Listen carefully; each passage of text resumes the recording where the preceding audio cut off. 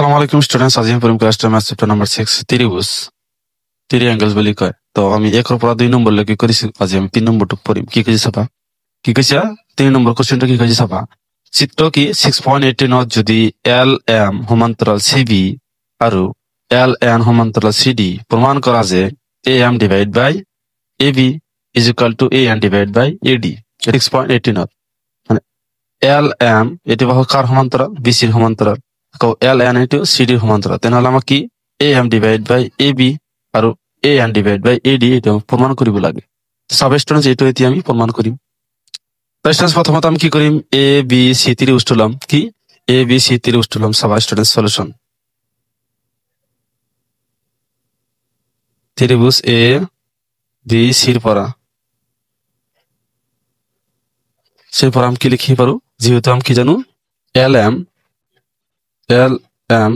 সমান্তরাল কি বিসি, তাহলে আমি অনুপাতটা কি লিখি পারো, এর অনুপাত লিখি পারো A M divide by M B. আমি থেলচুর উপপাদ্য পাইছি, এটা কি দুটা কি বিন্দু রেখা বাহু দুটা কি করেছে ছেদ করেছে, তাহলে এর অনুপাত বড় আমি সমান লিখি পারো A M divide by M B is equal to A L divide by L C. যেহেতু আমি এই ত্রিভুজটা লইছি যে A L divide by L C, কি এটা কিমান হবো, এল সি হবো, ই নহয় এটা এল সি। সমীকরণ নম্বর তুমি 1 নম্বর দিয়ে দিবা। তারপিছত আমি কি লম, এ ডি সি ত্রিভুজ লম। তারপিছত কি লম, এ ডি সি ত্রিভুজের পরা ত্রিভুজ এ ডি সির পরা এটা আমি কি লিখি এল এন সমান্তরাল কি জানো আমি ডিসি। তাহলে এর অনুপাত বড় আমি এনেকুৱা লিখি পারো এ এন ডিভাইড বাই এর অনুপাত আমি কি লিখি পারো A N divide by N D is equal to A L divide by L C. কিমান হবে এটো এল সি। সমীকরণ নাম্বার 2 নম্বর দিয়ে দিবে। তার যেটা আমি অন কি করিম, অনত আমি 2 নম্বরটা বহাই দিম। যে অনর পরা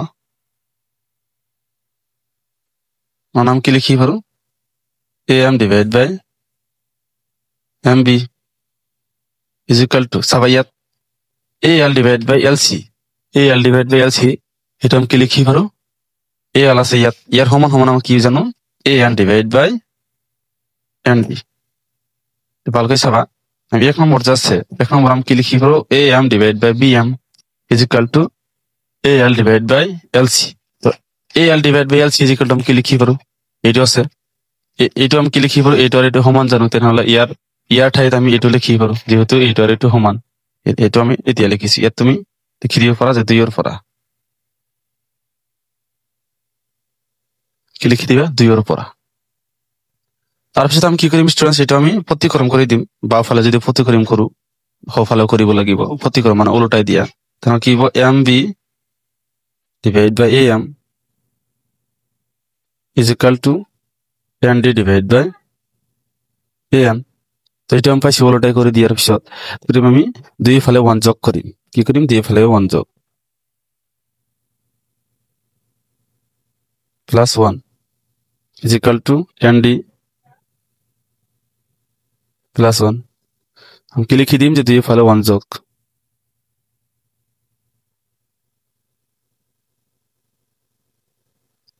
2 ফালে 1 যোগ করে দিম।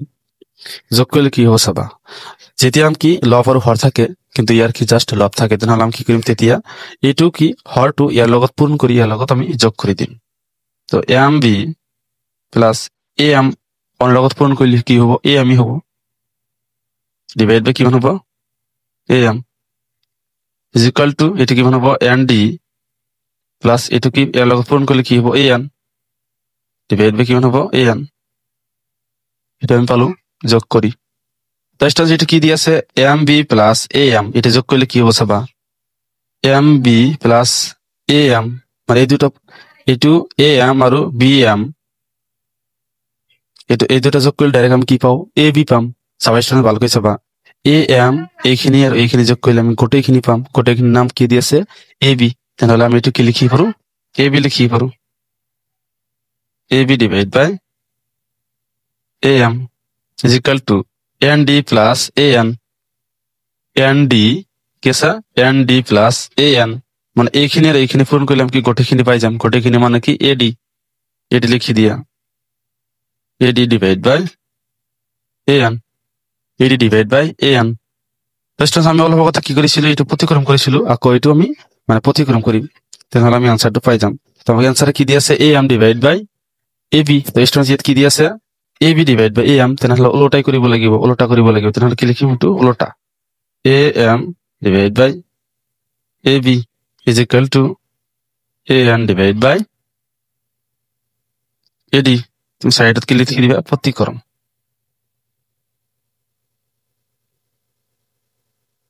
প্রতিক্রম। ইয়াত আমি কি কৰিছো, ইয়াত আমি কি কৰিছিলো, প্রতিক্রম।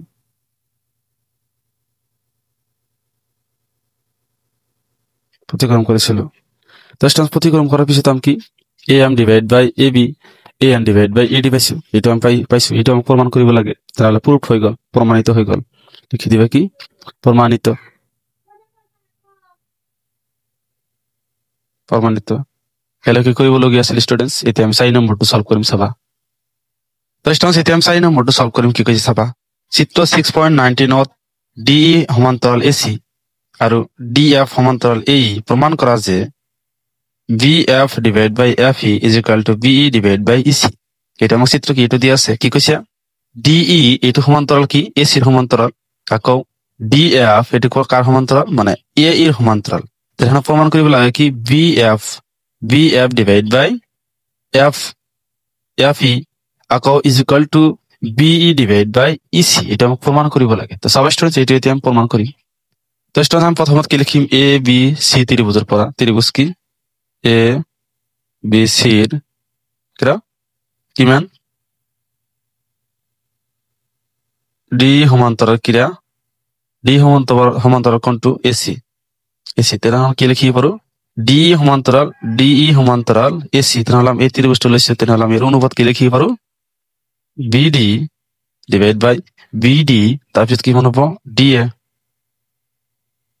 Is equal to B divide by EC. কারণ যেহেতু আমি কি জানো ডি সমান্তরাল, ডি কি জানো আমি ডি ই, বি সমান্তরাল আমি কি ইসি লিখি পাৰো স্টুডেন্টস। মানে এইটো আমি সমান্তরাল লৈছো ডি, তেনেহলে বি ডিভাইড বাই ইসি, এটা হব ইসি। এটা সমীকরণ নাম্বার 1 নম্বর দিয়ে দিয়া, 1 নম্বর। তাৰপিছত আমি কি লিখিম, ত্রিভুজ অঙ্কন লম এ বি ই, মানে এইখিনি লম এ বি ই, যে ত্রিভুজ এ বি ই, ত্রিভুজ এ বি ই এর কিমান ডি এফ সমান্তরাল এ ই, ডি এফ সমান্তরাল এ ই, ডি এফ সমান্তরাল আমি কি জানো এ ই। তেনেহলে ইয়ার অনুপাত আমি কি লিখি পাৰো, যে BD divide by D A is equal to B F divide by F E, B F divide by F E. এটা সমীকরণ নাম্বার 2 নম্বর দিয়ে দিয়া। তাৰপিছত আমি কি কৰিম চাবা, BD divide by D A, BD divide by D এটো সেম হয়। তেনেহলে আমি কি লিখিম, ইয়াৰ এইটো ইজ ইকুয়াল টু আমি কি জানো এইটো, তেনেহলে এইটো ইজ ইকুয়াল টু আমি এইটো লিখি পাৰো, যে